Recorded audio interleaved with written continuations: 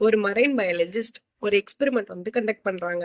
அதுக்கு ஷார்க் ஃபிஷ்ஷோ ஒரு பெயிட் ஃபிஷ்ஷோ எடுத்துக்கிறாங்க. வெயிட் ஃபிஷ்னா ஒன்றும் இல்லை, ஒரு சின்ன சின்ன மீன் தூண்டில எல்லாம் போட்டுட்டு பெரிய மீனை பிடிப்பாங்களா அந்த மீன் தான். ஒரு பெரிய வாட்டர் டேங்க்ல ஃபர்ஸ்ட் ஷார்க் ஃபிஷ்ஷை உள்ள விடுறாங்க, அப்புறம் பெயிட் ஃபிஷ்ஷையும் உள்ள விடுறாங்க.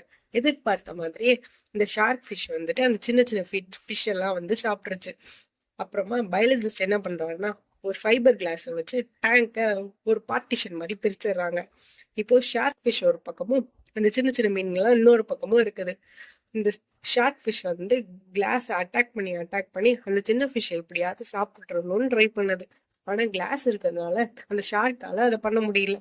பயாலஜிஸ்ட் இந்த எக்ஸ்பெரிமெண்ட்டை ஒரு கண்டினியூஸா ஒரு 3 to 4 வீக்ஸ் பண்றாங்க. ஒவ்வொரு டைமும் அட்டாக் பண்ணி ஷார்க்கால அந்த பக்கம் போகவே முடியல. ஒன் டே பயாலஜிஸ்ட் வந்து அந்த ஃபைபர் கிளாஸை ரிமூவ் பண்ணிடுறாரு. ஆனா இந்த ஷார்க் என்ன பண்ணுச்சு, நம்ம தான் ஆல்ரெடி பண்ணி ட்ரை பண்ணி அதை அட்டாக் பண்ணி தோத்துட்டோமே, இதுக்கப்புறம் நம்ம எங்க பண்றதுன்னு சொல்லிட்டு அது அந்த பக்கம் போகவே இல்லை. அதுக்கப்புறம் அந்த பெயிட் ஃபிஷ் வந்து ஜாலியா உள்ளுக்குள்ளேயே சுத்த ஆரம்பிச்சிருச்சு டேங்க்குள்ளேயே வந்துட்டு. இப்போ இந்த ஸ்டோரியில இருந்து நமக்கு என்ன தெரியுதுன்னா, நம்ம லைஃப்ல நிறைய செட்பேக்ஸ் ஃபெயிலியர்ஸ் எல்லாமே ஃபேஸ் பண்ணியிருப்போம். ட்ரை பண்ணி நிறைய இதில் வந்துட்டு தோத்து போயிருப்போம்.